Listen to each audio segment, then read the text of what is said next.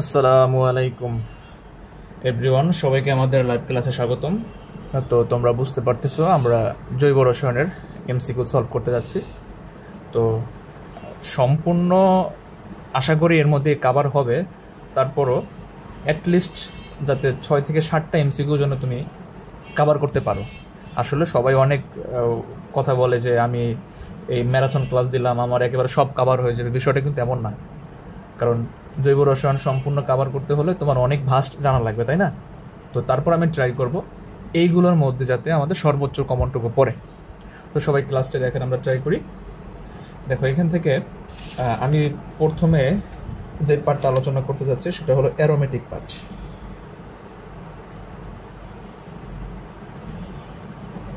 আমাদের প্রথম আলোচনার বিষয় অ্যারোমেটিক। আমরা এইখান থেকে কি টাইপের কোশ্চেন আসে আমরা একটু লক্ষ্য করি। দেখো, তো আমরা চাকরিক যৌগটাকে দুই ভাগে ভাগ করতে পারি। দেখো, চাকরিক যৌগ দুই প্রকার, একটা হলো সুষম চাকরিক আর একটা হলো বিষম। তো সুষমটাকে বলে আমরা কি বলি, হোমো বলি, তাই না? হোমো বলি। আর বিষমটাকে কি বলি আমরা, হেটারো বলি। ওকে, তো এখান থেকে দেখো বলছে কোনটি বিষম চাকরিক যৌগ। তো মনে রাখবে, বিষম চাকরিক এই কথাটা যদি আসে তাহলে বিষম চাকরিক মানে হেটারো পরমাণু থাকবে। হেটারো বলতে কাদের বুঝি স্যার? কার্বন ও হাইড্রোজেন বাদে অন্য পরমাণু, কার্বন ও হাইড্রোজেন বাদে অন্য পরমাণু যদি থাকে তাকে আমরা বলি বিষম। এখন বলছে বিষম চাকরিক কোনটা। তো তোমরা যে কাজগুলো করবা একটু সংকেতগুলো জানার ট্রাই করবা। যেমন দেখো, আমি সংকেতগুলো লিখি তাহলে তোমরা বুঝতে পারবা। ফিউরনকে আমরা কিভাবে লিখতে পারি?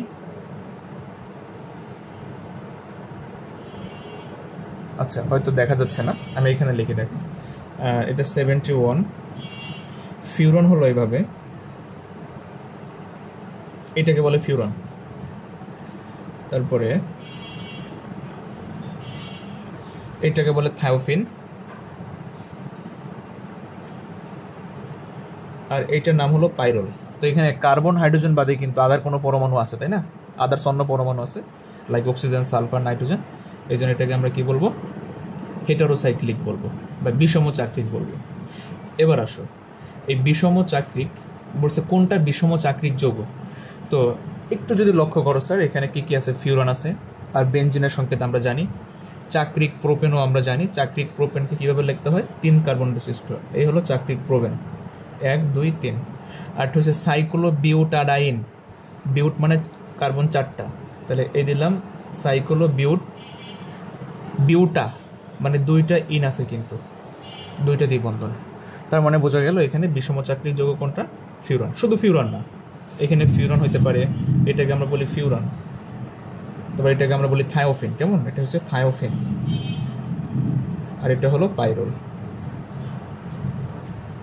তবে আরেকটা আছে পিরিডিন। পিরিডিনকেও আমরা বিষম চাকরিক বলে থাকি, এটা হলো পিরিডিন। কেমন? মনে রাখবা, পিরিডিনে কিন্তু নাইট্রোজেনের সাথে এইচ থাকে না, কিন্তু পাইরলে থাকে। আচ্ছা, লেটস সি।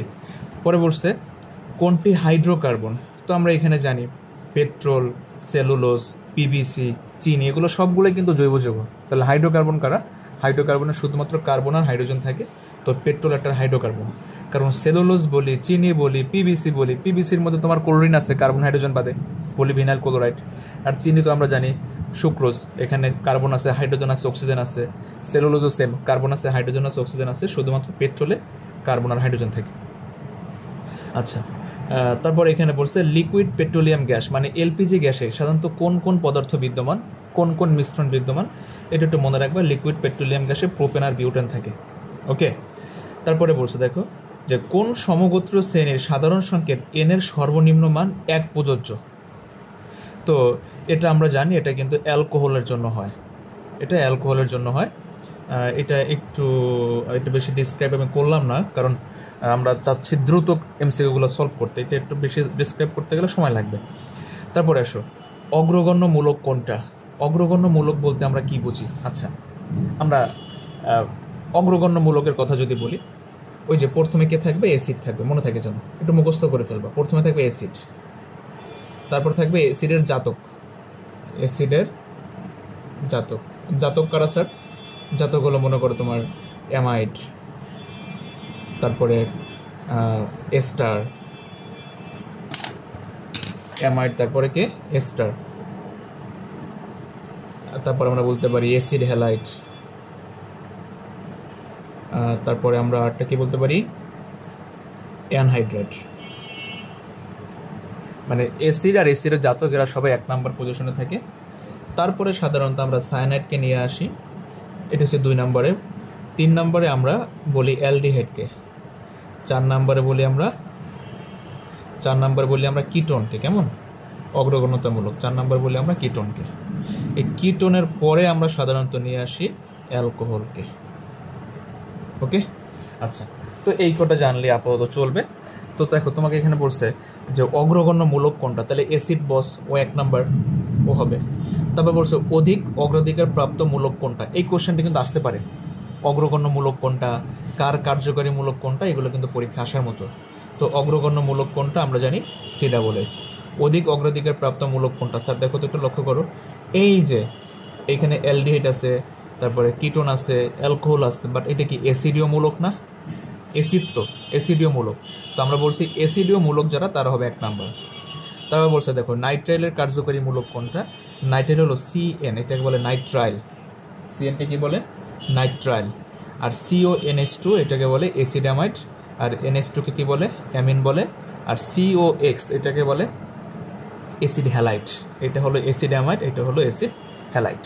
একটু আমরা পড়ে ফেলবো যেহেতু আমাদের দ্রুত শেষ করতে হবে, এই জন্য আমি অত ডিটেলসে না গেলাম আর কি। তারপরে বলছে কোনটি উভধর্মী। আচ্ছা, উভধর্মীর কথা যদি বলি, উভধর্মী কারা, যাদের মধ্যে 2টা চার্জ থাকে, এদেরকে জুইটার আয়ন বলে। কি বলে? জুইটার আয়ন। যে সকল যোগে একই সাথে পজিটিভ চার্জ থাকবে, নেগেটিভ চার্জ থাকে, তাকে বলে উভধর্মী। এদেরকে জুইটার আয়ন বলা যায়। তাই তুমি দেখে বুঝতে পারতেছো এখানে কোনটার মধ্যে পজিটিভ নেগেটিভ চার্জ আছে, এই যোগটার মধ্যে, দ্যাটস এটা উভধর্মী।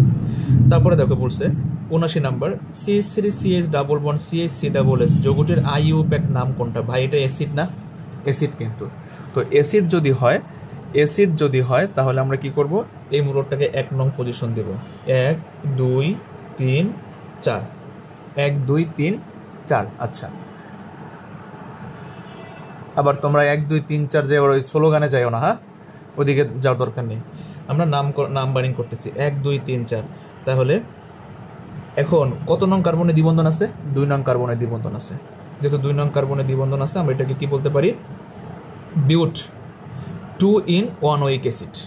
কারণ 4টা কার্বন না, জন্য কি বলবা, বিউট বলবা।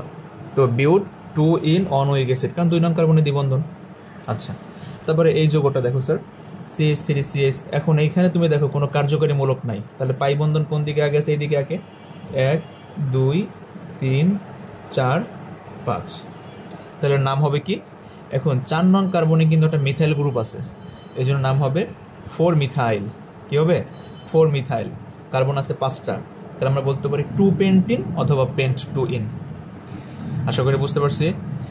আচ্ছা, তারপরে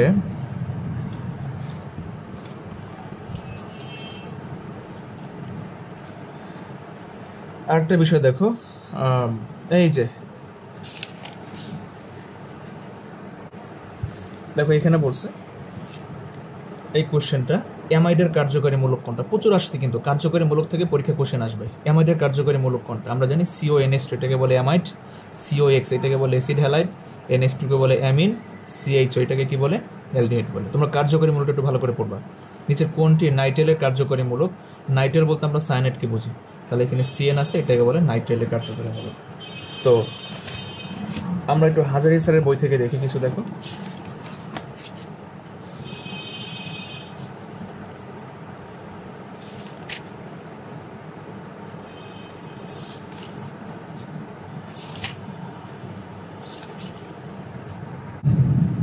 এই দেখো এখানে কি বলছে যে ইথানোয়িক অ্যানহাইড্রাইডের সঠিক কার্যকরী মূলক কোনটা। আমি কিছু জটিল কার্যকরী মূলকের নাম বলি, একটু লক্ষ্য করো, আশা করি কাজে লাগবে। হ্যাঁ দেখো স্যার, আচ্ছা দেখা যায় না,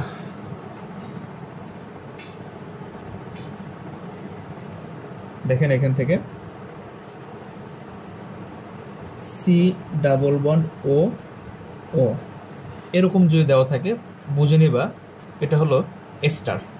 এটা কি এস্টারের কার্যকরী মূলক, মনে থাকে যেন এটার নাম হচ্ছে এস্টার। একটা এক্সাম্পল যদি আমরা দেখি, ধরো CH3COOR,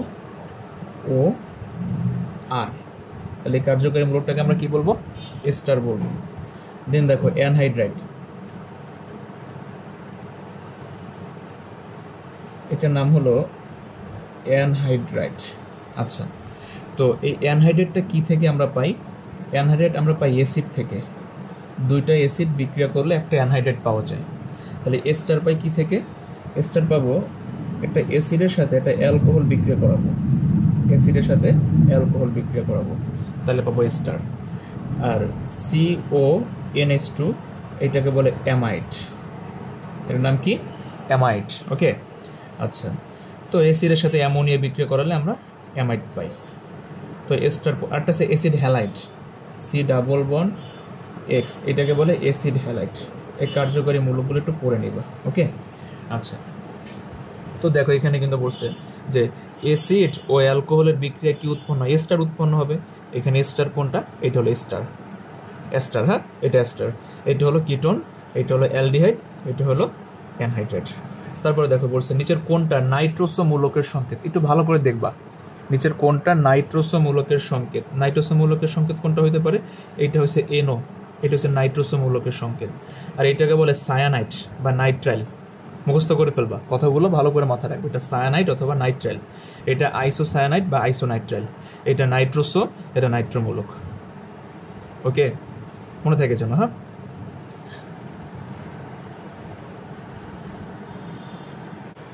তারপরে দেখো আমি এইটার কথা যদি বলি, এখানে বলছে নাইট্রাইলের কার্যকরী মূলক কোনটা? CN নাইট্রাইলের কার্যকরী মূলক SCN, এটাকে বলে থায়োসায়ানাইট, এটা হচ্ছে আইসোথায়োসায়ানাইট।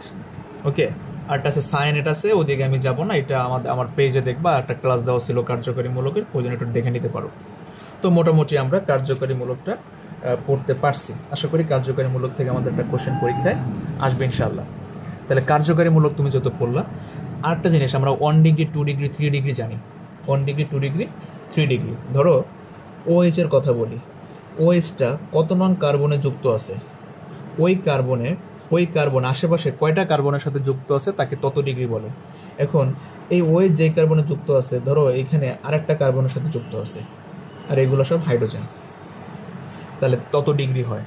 তাহলে এটা কত ডিগ্রি অ্যালকোহল? 1 degree alcohol. ভালো করে বুঝো, OHটা এই কার্বনে যুক্ত আছে, এই কার্বনটা পাশে অনলি একটা কার্বনের সাথে যুক্ত আছে, এই জন্য এটাকে আমরা কি বলবো? 1 ডিগ্রি অ্যালকোহল বলবো। এখন তুমি যদি দেখো OHটা যেই কার্বনে যুক্ত আছে, ওই কার্বনটা পাশে আবার দুইটা কার্বনের সাথে যুক্ত আছে, পাশে আবার দুইটা কার্বনের সাথে যুক্ত আছে, এই একটা কার্বন, এই একটা কার্বন, এটাকে বলবো 2 ডিগ্রি। আবার দেখলাম OHটা যেই কার্বনের সাথে যুক্ত আছে, ওইটা পাশে 3টা কার্বনের সাথে যুক্ত আছে, এটাকে আমরা কত ডিগ্রি বলবো?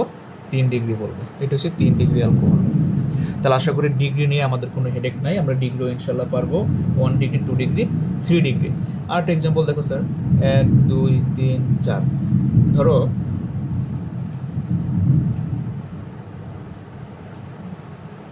এই কার্বনটা আশেপাশে কয়টা কার্বনের সাথে যুক্ত আছে দেখো তো? 1টা 2টা 3টা, এই একটা 4টা। যত 4টা কার্বনের সাথে যুক্ত আছে হলো 4 ডিগ্রি। এই কার্বনটা আশেপাশে কয়টা কার্বনের সাথে যুক্ত আছে? এই একটা আর এই একটার সাথে, তাহলে এটা কত ডিগ্রি? 2 ডিগ্রি। এই কার্বনটা আশেপাশে কয়টা কার্বনের সাথে যুক্ত আছে? এই একটা কার্বন, এই একটা কার্বন, ধরো আরও একটা কার্বন দিলাম, তাহলে 3টা কার্বনের সাথে যুক্ত আছে, তো এই কার্বনটাকে আমি বলবো 3 ডিগ্রি। বাট এই কার্বনটা আশেপাশে কয়টা কার্বনের সাথে যুক্ত আছে? অনলি একটা কার্বনের সাথে, এই জন্য এটাকে বলবো আমি 1 ডিগ্রি। ওকে, তাহলে আমার ডিগ্রি নিয়ে আশা করি কোনো হেডেক থাকার কথা না। আচ্ছা, তারপরে আমি আবার একটু অ্যারোমেটিক একটু ব্যাক করি, এটা যদি পরীক্ষায় বেশি আসে। একটু চিন্তা করো স্যার, নিচের কোনটি বিষমচাক্রিক যৌগ? এই যে কার্বন হাইড্রোজেন বাদে অন্য কেউ আছে, এই জন্য এটাকে আমরা বিষমচাক্রিক বলবো। বেনজিন কিন্তু অ্যারোমেটিক, এটা হলো সাইক্লোবিউটেন, এটা সাইক্লোহেক্সেন। ওকে, আচ্ছা,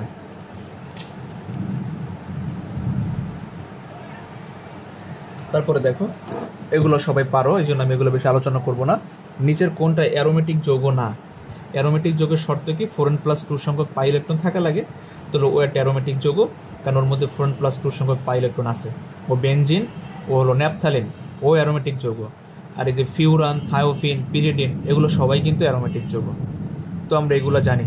তো মাথায় রাখবা অ্যারোমেটিক থেকে কিন্তু কোশ্চেন পরীক্ষায় আসবেই। হ্যাঁ, অ্যারোমেটিক, হাকেল সংখ্যা এগুলো থেকে কোশ্চেন কিন্তু পরীক্ষায় আসে। তো হাকেল সংখ্যা আমরা জানি। ধরো তোমারে বললো, সাপোজ বললো 8 কি একটা হাকেল সংখ্যা, তখন তুমি কি করবা? 4n + 2 = 8 বসাবা। বসাই দেখবা 4n এর মান কত পাইছো তুমি? 6 পাইছো। তাহলে n এর মান কত পাইছো? 6/4। এটা কি পূর্ণ সংখ্যা হয়েছে? হয় নাই। যদি পূর্ণ সংখ্যা না হয় তাহলে এটা হাকেল সংখ্যা হবে না। আর হাকেল সংখ্যা হইলে যোগটা অ্যারোমেটিক যোগ হয়। তাহলে হাকেল সংখ্যা কত হইতে পারে? ধরো তোমার 0-র কথা বলছে, তুমি দেখো হয় কিনা। 4n + 2 = 0। তাহলে 4n = কত হয়? -2। n = কত? -1/2। হাকেল সংখ্যা হবে না? হবে? হবে না। বাট আমাকে যদি বলে 2 কি একটা হাকেল সংখ্যা, তাহলে তুমি 2 বসাও এখানে। এবার দেখো 4n = কত হয়? 0 হয়। n = কত? 0। n এর মান 0 হলে কিন্তু আবার হাকেল সংখ্যা হয়। n এর মান 0 হলে কিন্তু এটা হাকেল সংখ্যা হবে কিন্তু, সরি, মানে 4n + 2 এর মান 2 হলে কিন্তু হাকেল সংখ্যা হয়। কথা বুঝতে পারছি? তাহলে হাকেল সংখ্যা তুমি কীভাবে চিনবা? তোমাকে যে নাম্বারটা বলবে ওই নাম্বারটা = 4n + 2 বসাবো। বসাই দেখবা n এর মান 0 সহ কোনো পূর্ণ সংখ্যা পাও কিনা, তাহলে সেটা হাকেল সংখ্যা এবং যৌগটা অ্যারোমেটিক যৌগ হবে। আচ্ছা, এই গেল আমাদের 2টা টার্ম। 3 নাম্বার টার্মের কথা যদি আমরা একটু বলি, এখানে আমরা একটু শনাক্তকরণ দেখব।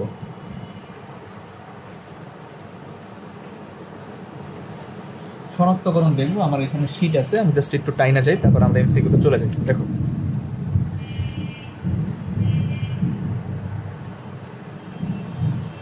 একটু লক্ষ্য করো, এখানে কি টেস্ট করছি আমি? CSS মূলকের টেস্ট করছি। তো আমাদের এখানে যেটা পরীক্ষায় বেশি আসে, আমি একটু লিখে লিখে দেখাই। দেখো, CSS অ্যাসিড মূলক টেস্ট। এই টেস্টটা তুমি কিভাবে করবা? অ্যাসিডের টেস্টটা তুমি করবা,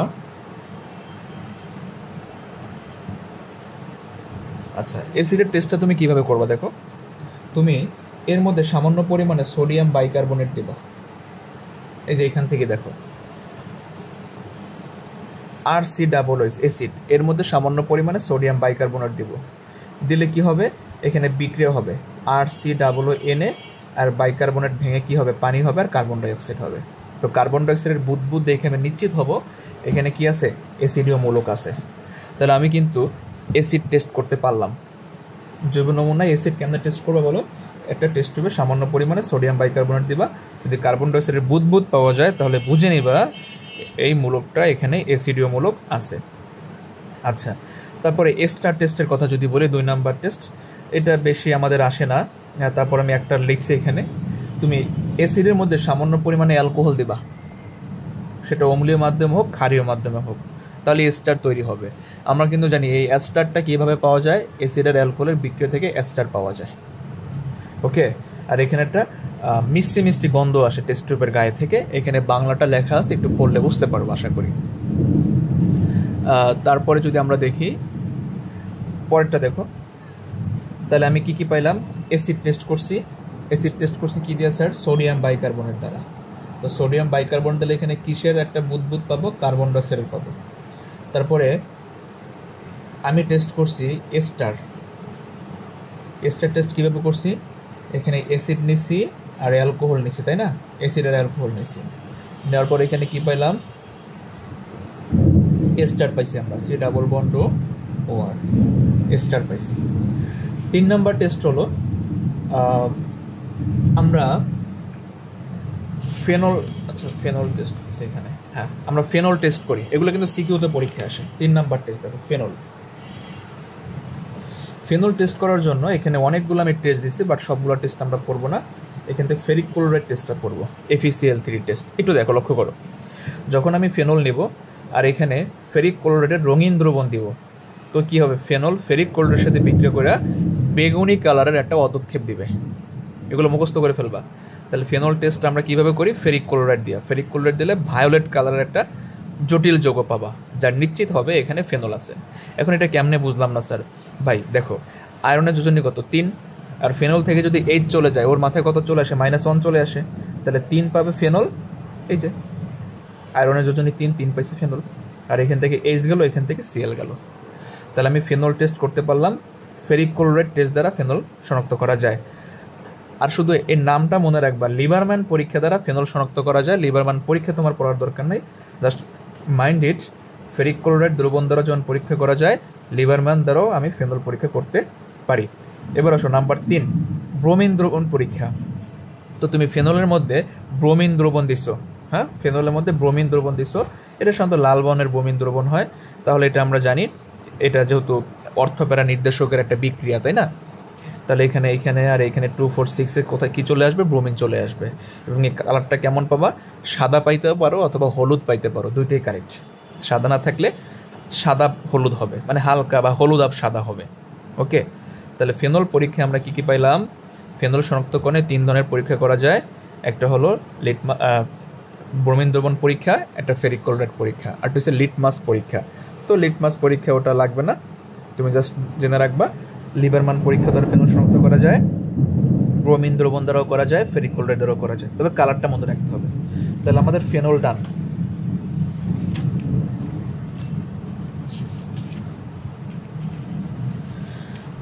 এরপরে আসেন স্যার, এখানে বলছে অ্যালকোহল পরীক্ষা, খুবই গুরুত্বপূর্ণ একটা পরীক্ষা, ভালো করে মাথায় রাখবে, এগুলো কিন্তু সিকিউ কভার হয়ে যাবে।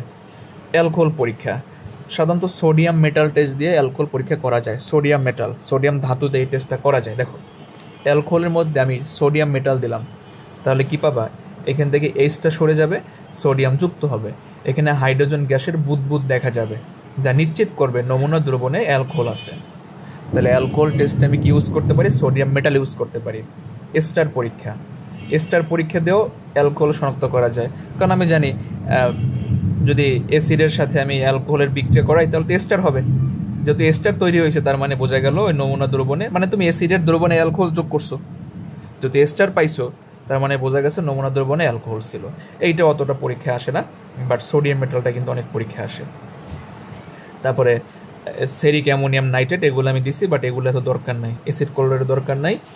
তবে আয়োডোফর্ম টেস্টের মাধ্যমে কিন্তু শনাক্ত করা যায় আয়োডোফর্ম পরীক্ষা।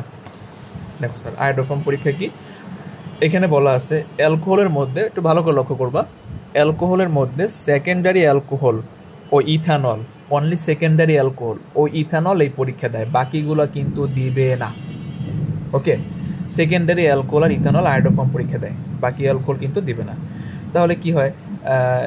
এই জিনিসটা আমি তোমাদের আয়োডোফর্ম পরীক্ষা দেখাই দেবো ভালো করে, কারণ ওইখানে এটা বেশি লাগবে। তো জাস্ট তুমি মাথায় রাখবা কি, অ্যালকোহল টেস্টে আমি কী ইউজ করি স্যার? অ্যালকোহলের জন্য আমি আয়োডোফর্ম দিতে পারি, তবে সোডিয়াম মেটালটা পরীক্ষায় বেশি আসে। তুমি মনে রাখবা, অ্যালকোহল শনাক্ত করতে সোডিয়াম মেটাল দেওয়া হয়। দেন তারপরে আসেন, তারপরে যদি আমি একটু বলি, এই অ্যালকোহল পাইলাম, তারপর তোমার বলতে পারে প্রাইমারি, সেকেন্ডারি, টার্সিয়ারি অ্যালকোহল, মানে 1 ডিগ্রি, 2 ডিগ্রি, 3 ডিগ্রি অ্যালকোহল, এইটা শনাক্ত করবা। আচ্ছা, 1 ডিগ্রি, 2 ডিগ্রি, 3 ডিগ্রি অ্যালকোহল তুমি শনাক্ত করবা। এইটা শনাক্ত করার জন্য তোমার কী কী পদক্ষেপ নিতে হবে? তো এটার জন্য সাধারণত আমি লুকাস বিকারক টেস্ট ইউজ করি। দেখো, এই ছিল আমার 1 ডিগ্রি অ্যালকোহল। পরীক্ষা আসে কিন্তু লুকাস বিকারক কাকে বলে? দেখো স্যার, অনার্দ্র জিঙ্ক ক্লোরাইড ও গাঢ় HCl মিশ্রণকে লুকাস বিকারক বলে। তাহলে অ্যালকোহলের সাথে যখন তুমি এইটা দিবা, এখানে সুন্দর করে লেখা আছে 1 ডিগ্রি অ্যালকোহল সাধারণত বিক্রিয়া করে না, 2 ডিগ্রি অ্যালকোহল 5 থেকে 10 মিনিট সময় নেয়। এখন বিক্রিয়াটা কেমন হবে? এই OS এর জায়গায় জাস্ট Clটা চলে আসবে, আর কিছু না। পরীক্ষা আসে কিন্তু লুকাস বিকারক কাকে বলে? অনার্দ্র জিঙ্ক ক্লোরাইড ও গাঢ় HCl মিশ্রণকে লুকাস বিকারক বলে। এইগুলো একটু নোট করে রাখবে, এগুলো দেখবে পরীক্ষা আসবে ইনশাআল্লাহ। তবে 3 ডিগ্রি অ্যালকোহল খুব দ্রুত বিক্রিয়া দিয়ে থাকে। তাহলে আমি 1 ডিগ্রি, 2 ডিগ্রি, 3 ডিগ্রি অ্যালকোহল কিন্তু শনাক্ত করতে পারছি। যতটুকু পড়াইতেছি ততটুকুই দেখবা শুধু। তাহলে এখান থেকে আমি লুকাস বিকারক করলাম, পটাশিয়াম ডাইক্রোমেট লাগবে না। তারপর আসো অ্যামিন টেস্ট। অ্যামিন টেস্টের কথা যদি বলি, এখানে অনেকগুলো টেস্ট আছে, তবে আমরা শুধু 2টা টেস্ট পড়বো, একটা কার্বিলামিন টেস্ট আর একটা nitric acid test. Carbylamine test, একটা নাইট্রিক অ্যাসিড টেস্ট। দেখো, কার্বিলামিন পরীক্ষা, এটা কিন্তু সিকিউতে আসে। কার্বিলামিন পরীক্ষা কি? তুমি প্রাইমারি অ্যামিনরা সাধারণত এই বিক্রিয়া দেয়, মনে থাকে জন্য, প্রাইমারি অ্যামিনরা, সেটা অ্যানিলিনও হইতে পারে, প্রাইমারি অ্যামিনও হইতে পারে। তাহলে প্রাইমারি অ্যামিন নিলাম, তার সাথে অ্যালকোহল দিলাম, তার সাথে কি দিলাম? ক্লোরোফর্ম দিলাম। কেমন? প্রাইমারি অ্যামিন, অ্যালকোহল, ক্লোরোফর্ম দিলে কী হবে? আইসোসায়ানাইড হবে। আইসোসায়ানাইড মানে কি? এন হবে আগে, সি হবে পরে, আর সায়ানাইড বললে সি আগে এন পরে। তাহলে কি পাইলাম? অ্যামিনের সাথে অ্যালকোহল অ্যালকোহলীয় পটাশিয়াম হাইড্রোক্সাইড আর দিলাম কি ক্লোরোফর্ম, এখানে কি পাইলাম আইসোসায়ানাইড পাইছি, মানে RNC পাবা। এইটাই হয়েছে আমার মূল প্রোডাক্ট, আর বাকিগুলো কি হয় তোমরা জানো, পটাশিয়াম ক্লোরাইড পানি হবে। জাস্ট মাথায় রাখবা যে প্রাইমারি অ্যামিন শনাক্ত করতে আমরা কার্বিলামিন পরীক্ষা করে থাকি। এটা কিন্তু অ্যানিলিনও সেম জিনিস দিবে। দেখো যদি অ্যানিলিন এই বিক্রিয়াটা দেয় কীরকম হবে, NH2, এখানে যা যা আছে তাই থাকবে, জাস্ট এখানে কি হবে আইসোনাইট্রাইল হবে, কেমন NC হবে এখানে আইসোনাইট্রাইল। ওকে, তাহলে আমরা কিন্তু কি করলাম স্যার, আমরা প্রাইমারি অ্যামিন শনাক্ত করতে পারছি, সেকেন্ডারি অ্যামিন টারশিয়ারি অ্যামিন এই পরীক্ষা দিবে না।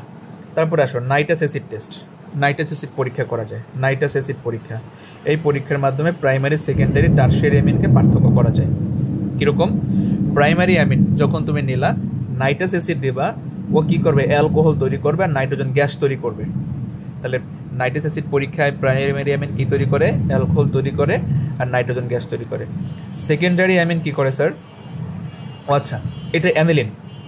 আমি তো বলছি না যে নাইট্রাস অ্যাসিড পরীক্ষা দ্বারাও অ্যামিন পার্থক্য করা যায় 1 ডিগ্রি 2 ডিগ্রি 3 ডিগ্রি। তো আমি তো প্রাইমারি অ্যামিন করছি, তো প্রাইমারি এটা অ্যালিফেটিক অ্যামিন, তাই না? অ্যালিফেটিক অ্যামিন বিক্রয় করে অ্যালকোহল আর নাইট্রোজেন গ্যাস দেয়, বাট অ্যারোমেটিক অ্যামিন কিন্তু বিক্রয় করে বেনজিন ডায়াজোনিয়াম ক্লোরাইড দিবে। নাইট্রাস অ্যাসিড আর HCl কী দিবে, বেনজিন ডায়াজোনিয়াম ক্লোরাইড। এই যে এটা হবে N2Cl, এই প্লাসটা কিন্তু N এর মাথায়, কেমন, এই প্লাসটা হচ্ছে N এর মাথায় আর মাইনাসটা হচ্ছে Cl এর মাথায়। বেনজিন ডায়াজোনিয়াম ক্লোরাইড তৈরি করবে।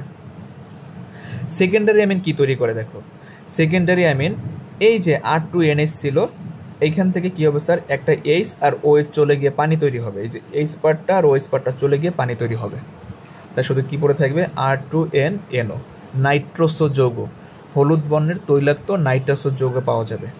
আর টারশিয়ারি অ্যামিন ও বিক্রিয়া করে দ্রবীভূত সল্ট হবে, এই যে R3NHONO। ওকে, আমি একটু বিক্রিয়া একটু খাতে দেখা দিই তোমাদের, তাহলে বুঝতে সুবিধা হবে। দেখো প্রাইমারি অ্যামিন RNH2, ও কী করলো, নাইট্রাস অ্যাসিড মানে HONO ওর সাথে বিক্রিয়া করবে, বিক্রিয়া করে কী তৈরি করবে, একেবারে সিম্পল, এখানে অ্যালকোহল তৈরি করবে ROH, আর নাইট্রোজেন গ্যাস তৈরি করবে আর পানি তৈরি করবে। তাহলে প্রাইমারি অ্যামিন কী তৈরি করবে স্যার, প্রাইমারি অ্যামিন নাইট্রাস অ্যাসিডের সাথে বিক্রিয়া করে অ্যালকোহল তৈরি করবে আর নাইট্রোজেন গ্যাস তৈরি করবে। সেকেন্ডারি অ্যামিন, এটা সেকেন্ডারি অ্যামিন 2 ডিগ্রি অ্যামিন, তাই না? কারণ নাইট্রোজেনটা যেই মূলকের সাথে যুক্ত আছে এখানে 2টা আর আছে বা 2টা C মূলক আছে, যেন এটা 2 ডিগ্রি অ্যামিন। তো ও যদি নাইট্রাস অ্যাসিডের সাথে বিক্রিয়া করে এই HO আর H মিলে পানি হবে, তাহলে এখানে তুমি কি পাবা, NO পাবা। এটা হচ্ছে নাইট্রোসো যৌগ, এটা হলুদ বর্ণের হয়, এই জিনিসটা হলুদ বর্ণের হয়। বাট 3 ডিগ্রি অ্যামিনের কথা যদি আমি বলি, 3 ডিগ্রি অ্যামিন একটু চিন্তা করো, ওর মাথায় তো মুক্তজোড় আছে, তাহলে ও কার সাথে বিক্রিয়া করবে, নাইট্রাস অ্যাসিডের সাথে বিক্রিয়া করে এই মুক্তজোড় ইউজ করে কিন্তু ওর সাথে বিক্রিয়া করবে। তাহলে একসাথে আমরা লিখতে পারি R3N+HONO লিখতে পারি, বা তুমি এরকম আরও শর্ট করে লিখতে পারো, এই হাইড্রোজেনটাও গ্রহণ করলো, তাহলে কি লিখবা R3N+H, আর এখান থেকে কি চলে যাবে, NO2 মাইনাস চলে যাবে, কারণ এখান থেকে এই যে এই পার্টটা চলে গেছে আমার, NO2 মাইনাস। এইটা হবে দ্রবণীয়, এইটা হবে দ্রবণীয়। আর 1 ডিগ্রি অ্যামিন কী করবে, নাইট্রোজেন গ্যাস দিবে, আর 2 ডিগ্রি অ্যামিন কী দেবে, হলুদ বর্ণের তৈলাক্ত স্তর, আর 3 ডিগ্রি অ্যামিন কী দেবে স্যার, 3 ডিগ্রি অ্যামিন দ্রবণীয় হয়ে যাবে। তাহলে কিন্তু আমাদের অ্যামিন শনাক্তকরণ হয়ে গেছে। আমি R2 রিভার্স করি, মানে আমাদের রিভাইজ দিই এখানে, 1 ডিগ্রি অ্যালকোহল লুকাস বিকারকের সাথে বিক্রিয়া করতে চায় না, 2 ডিগ্রি অ্যালকোহল 5 থেকে 10 মিনিট সময় নেয়, 3 ডিগ্রি অ্যালকোহল দ্রুত বিক্রিয়া করে। বাট অ্যামিনের ক্ষেত্রে 1 ডিগ্রি অ্যামিন নাইট্রাস অ্যাসিডের সাথে বিক্রিয়া করে নাইট্রোজেন গ্যাস আর অ্যালকোহল তৈরি করে, 2 ডিগ্রি অ্যামিন নাইট্রোসো যৌগের তৈলাক্ত স্তর দেয়, বাট 3 ডিগ্রি অ্যামিন কি দেয় স্যার, দ্রবণীয় হয়ে যায়। এটা গেল, আশা করি আমরা পারবো। আচ্ছা, তারপরে আমাদের বিখ্যাত একটা টেস্ট আছে যেটা না পড়লেই না, সেই টেস্টটা হলো কার্বনিল মূলক টেস্ট। এই টেস্টটা কিন্তু পরীক্ষায় অনেক আসে, হ্যাঁ, কার্বনিল মূলক টেস্ট। এই টেস্টটা অনেক পরীক্ষায় আমাদের আসে, এটা ভালো করে পড়তে হবে। আচ্ছা দেখো, কার্বনিল মূলক টেস্টের কথা যদি বলি, কার্বনিল, একটু লক্ষ্য করো স্যার, যদি তোমারে বলে কার্বনিল মূলক শনাক্ত করো, তাহলে তুমি কি করবা? 2,4-DNP টেস্ট দিয়েও করতে পারবা। 2,4-DNP টেস্ট করবা, এটাকে বলে 2,4-ডাইনাইট্রোফিনাইল হাইড্রোজেন। অ্যালডিহাইড কিটোন দুইজনই এই বিক্রিয়াটা দিয়ে থাকে, ভালো করে বোঝার ট্রাই করবে, এটা কিন্তু সিকিউতে আসে। আমি একটু জুম করে দিচ্ছি। অ্যালডিহাইড এবং কিটোন দুইজনই এই টেস্টটা দিয়ে থাকে। কীরকম স্যার? CH3CH, এটা অ্যালডিহাইড, এই যে NH NH2 বেনজিন SO3, এটা NO3 না, এটা কি দেখা যায়? NO2, হ্যাঁ, NO2। তো এটাকে বলে 2,4-ডাইনাইট্রোফিনাইল হাইড্রোজেন। কারণ এইটাকে যদি তুমি 1 নং পজিশন ধরো, 1 2 3 4, তাহলে কী দাঁড়ালো? 2,4-ডাইনাইট্রো, বেনজিনটা হয়েছে ফিনাইল, আর NH2কে বলে হাইড্রোজেন। তাহলে কী হবে? এখান থেকে অক্সিজেন আর H চলে যাবে। তো অক্সিজেন H চলে গেলে পানি চলে যাবে, তাহলে C এর সাথে নাইট্রোজেনের বন্ধনটা এখানে হয়ে যাবে, এই যে C+N। ওকে, তো এটাকে বলে 2,4-ডাইনাইট্রোফিনাইল হাইড্রোজেন, আর এটা হলো হাইড্রাজোন। এটা সাধারণত কমলা হলুদ বর্ণ, মনে রাখবা। এটা কেমন কালার হয়? কমলা হলুদ বর্ণের কালার হয়, যে উপরে লেখা আছে সুন্দর করে, কমলা হলুদ বর্ণের কালার দেবে। তাহলে কার্বনিল মূলক শনাক্তকরণ করতে গেলে আমরা কী করব? 2,4-DNP টেস্ট করব। 2,4-DNP টেস্ট করলে অ্যালডিহাইড হোক কিটোন হোক দুজনই কমলা হলুদ বর্ণের কালার দিবে। এটা তো অ্যালডিহাইড। এবার যদি কিটোনের কথা বলি, CH3C ডাবল বন্ড, হ্যাঁ, সেম বিক্রিয়া দিবে। এখান থেকে H আর O চলে যাবে, এখানে কী পাবো আমি? হাইড্রাজোন পাবা। যারা MCQ করতে চাও তাদের জন্য এটা একটা পারফেক্ট একটা ক্লাস হতেছে কিন্তু।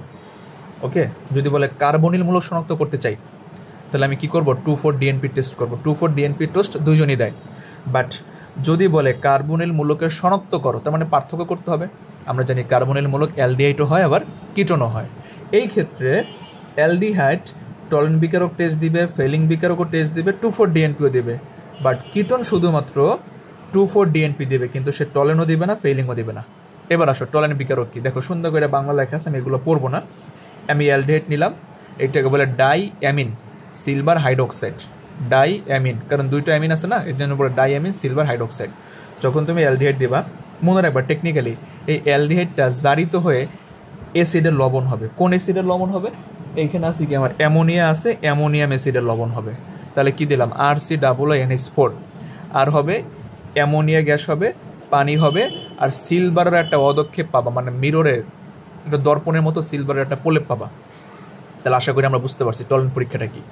অ্যালডিহাইড ডাইঅ্যামিন সিলভার হাইড্রোক্সাইডের সাথে বিক্রিয়া করে এখানে কী করবে? সিলভারের একটা চকচকে একটা দর্পণের মতো স্তর দেখা যাবে, কিন্তু কিটোন এই পরীক্ষা দিবে না। এবার আসো ফেলিং দ্রবণের পরীক্ষা যদি বলে, আরেকটা কথা বলি, টলেন বিকারক কোনটা? এর ডাইঅ্যামিন সিলভার হাইড্রোক্সাইডকে টলেন বিকারক বলে, আর ক্ষারীয় কপার হাইড্রোক্সাইড দ্রবণকে কি বলে? ফেলিং বিকারক বলে। তো যখন আমি ফেলিং টেস্ট করব, এই অ্যালডিহাইড নিলাম, এই জিনিসটা দিলাম, তো আমরা জানি এটা সাধারণত জারিত হবে। এই অ্যালডিহাইড জারিত হয়ে অ্যামোনিয়াম অ্যাসিডের লবণ হয়েছে, আর এই অ্যালডিহাইড জারিত হয়ে সোডিয়াম অ্যাসিডের লবণ হবে। এই দেখো তো, অ্যাসিডের সোডিয়াম লবণ হয়েছে। আর এখানে কি পাইছো? এখানে কপারের যোজনী 2, এখানে কপারের যোজনী কিন্তু 1। এটা ছিল কিউপ্রিক হাইড্রোক্সাইড, এটা হচ্ছে কিউপ্রাস হাইড্রোক্সাইড। এটা লাল কালারের অদক্ষেপ পাবা। ওকে, তাহলে আমি বলতে পারি, আমি একেবারে জিস্টুকু বলি, মনে রাখবা কার্বনিল শনাক্ত করা যায় 2,4-DNP টেস্ট দ্বারা। অ্যালডিহাইডও দিবে, কিটোনও দিবে, কমলা হলুদ বর্ণের অদক্ষেপ দিবে। কিন্তু কার্বনিল মূলক পার্থক্য করি আমরা টলেন টেস্ট আর ফেলিং টেস্ট দিয়া, কারণ টলেন টেস্ট কিটোন দেয় না, ফেলিং টেস্টও কিটোন দেয় না, দুইটাই অ্যালডিহাইড দেয়। টলেন রিয়েজেন্টটা পড়ে ফেলবা, ফেলিং রিয়েজেন্টটা পড়ে ফেলবা। তো টলেন রিয়েজেন্ট যে আমরা পড়ছি, এখানে কোন কালার পাবো? লাল বর্ণের পদক্ষেপ পাবো, আর ফেলিংয়ের জন্য কি পাবো? সিলভারের মিরর পাবো। আশা করি আমরা বুঝতে পারছি। তো এই গেল আমার পার্ট। দেখো এবার আমরা একটু দেখি এই আলোকে কোশ্চেন সলভ করতে পারি কিনা। দেখো 135 কুমিল্লা বোর্ড 22 আসছে, কার্বিলামিন পরীক্ষা দ্বারা কোনটি শনাক্ত করা যায়? আমরা জানি প্রাইমারি অ্যামিন। প্রাইমারি অ্যামিন এখানে আছে, কার্বিলামিন পরীক্ষা দ্বারা নিচের কোনটি শনাক্ত করা যায়? আচ্ছা, এখন দেখো এখানে তো স্যার আপনার প্রাইমারি অ্যামিন নাই, তাহলে আছে কি? দেখো ক্লোরোফর্ম আছে, তা ক্লোরোফর্ম বলা যায়, কারণ কার্বিলামিনের মধ্যে কার্বিলামিন শনাক্ত, কার্বিলামিন পরীক্ষা যে আমরা করি এখানে কি ক্লোরোফর্ম দেয় না, অ্যামিন তার সাথে CH3 দেই, তাহলে CH3 শনাক্ত করা যায়। ওকে, আচ্ছা, কোন বিকারক ফেনোলিক ওয়ে শনাক্ত করা হয়? ফেনল শনাক্ত করা হয় কী দ্বারা? আমরা একটু আগে পড়ছি, ফেরিক ক্লোরাইড টেস্ট দ্বারা করা যায়। তাহলে দেখো কত সহজ এগুলো, ফেরিক ক্লোরাইড টেস্ট দ্বারা করা যায়। তারপর দেখো আমরা আয়োডোফর্ম পরীক্ষা বলছিলাম, আয়োডোফর্ম, হ্যালোফর্ম, ব্রোমোফর্ম এগুলো একই জিনিস, এরা কারা দিবে? আচ্ছা এটা আমরা পরে দেখতেছি। এই যে অ্যালডিহাইড ও ফেইলিং দ্রবণ লাল পদক্ষেপ দেয়, এটা একটা কি বিক্রিয়া? জারণ বিজারণ বিক্রিয়া। কেমন? এটা একটা জারণ বিজারণ বিক্রিয়া।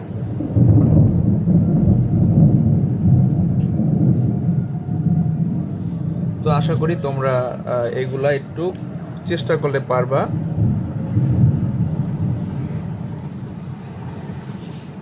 এগুলো খুঁজলে পাবা। তো আমরা আজকে এখান থেকে কী কী শিখলাম, এই যেমন দেখো RnH2 পটাশিয়াম হাইড্রোক্সাইড CH3, এটি কিন্তু কার্বিলামিন টেস্ট। তাই এই বিক্রিয়াটা কী বিক্রিয়া? কার্বিলামিন পরীক্ষা। এই বিক্রিয়া দ্বারা কী শনাক্ত করা যায়? ক্লোরোফর্ম শনাক্ত করা যায়। অ্যারোমেটিক অ্যামিনের ক্ষেত্রেও প্রযোজ্য আমরা জানি, কারণ অ্যারোমেটিক অ্যামিন দিলে কী হবে? অ্যানিলিন ছিল তখন হয় যে আইসোনাইট্রাইল হয়। হ্যাঁ আমি কিন্তু এটা দেখাইছিলাম, বেনজিন CN হবে, NC হবে তখন। তাহলে এগুলো আশা করি আমরা পারবো। এই দেখো এটা কত আসছে, কার্বিলামিন টেস্ট অনেক গুরুত্বপূর্ণ। আবার দেখো দিছে এক যৌগটি কি? Amine, chloroform, potassium hydroxide. তাহলে এক যৌগটা কি হবে? আইসো কি হবে? আইসোনাইট্রাইল হবে, কারণ এখানে কি হবে আমরা জানি RCN হয়, এই যে বিক্রিয়া দেওয়া আছে, এখানে RNC পাবো আমরা, আইসোনাইট্রাইল হবে। এবং এইটা খুবই দুর্গন্ধযুক্ত, ইউরিনের মতো দুর্গন্ধযুক্ত। এটি দিয়ে প্রাইমারি অ্যামিন শনাক্ত করা যায় এবং এখানে ক্লোরোফর্মের উপস্থিতিও প্রমাণিত হয়। তারপরে এখানে দেখো লাস্ট ওয়ান, এটা দিনাজপুর বোর্ডে এসে আসছে এই কোশ্চেনটা। দেখো বলছে A+ nitrous acid plus HCl 0 থেকে 5 ডিগ্রি সেলসিয়াস তাপমাত্রা। তো আমরা জানি নাইট্রাস অ্যাসিড দিয়ে কী টেস্ট যেন করি? 1 degree, 2 degree, 3 degree amine test করি। আবার অ্যালিফেটিক অ্যামিন অ্যানিলিনকেও টেস্ট করি। তাহলে এখানে যদি তুমি অ্যানিলিনকে দাও, এই বিক্রিয়াটা কী হবে দেখো? NH2 অ্যানিলিন, এর সাথে কি দিলাম? নাইট্রাস অ্যাসিড, আর দিলাম HCl, আর তাপমাত্রা আছে 0 থেকে 5 ডিগ্রি, 0 থেকে 5 ডিগ্রি সেলসিয়াস তাপমাত্রা আছে। তাহলে এখানে কি হয়? বেনজিন ডায়াজোনিয়াম ক্লোরাইড হয়, N2Cl। এই বিক্রিয়ার নাম হচ্ছে ডায়াজোকরণ বিক্রিয়া। তাহলে আমরা আশা করি এর শনাক্তকরণ পারবো। তো তোমরা এখান থেকে আজকে কী কী শিখতে পারলা? তোমরা যেটা বাসায় পড়বা আজকে, যোগাযোগ একসাথে শেষ করা যাবে না। এখান থেকে আমরা শনাক্তকরণ করব, শনাক্তকরণ বাইসে বাইসে এগুলো করে ফেলবা, কার্যকারীমূলক করে ফেলবা। তারপরে নামকরণ করে ফেলবা। তারপরে অ্যারোমেটিকের MCQ আর কি, অ্যারোমেটিক কিনা। হ্যাঁ এই পার্টটা আমাদের শেষ। এইখান থেকে নর্মালি 1-2টা MCQ আসবেই, 2টা আসার সম্ভাবনা বেশি। এইটুকু পার্ট থেকে আশা করি 2টা MCQ আমাদের আসবে যা দেখাইছি, তবে 2টা থেকে 3টা হইতে পারে। তো এই পর্যন্ত আমাদের শেষ। আমরা আবার নেক্সট ক্লাস ওই রকমের তৈরি করব। পরের ক্লাসটা আরও বেশি গুরুত্বপূর্ণ হবে, এখানে অল্প একটু ইনফরমেশন থাকবে, বাট MCQ নর্মালি 2টা হবে। আর যার যদি কোনো সমস্যা থাকে কমেন্টে জানাই দিবা, আমরা ওইখানে ওইভাবে ক্লাস দেওয়ার ট্রাই করবো। সবাইকে আল্লাহ হাফেজ।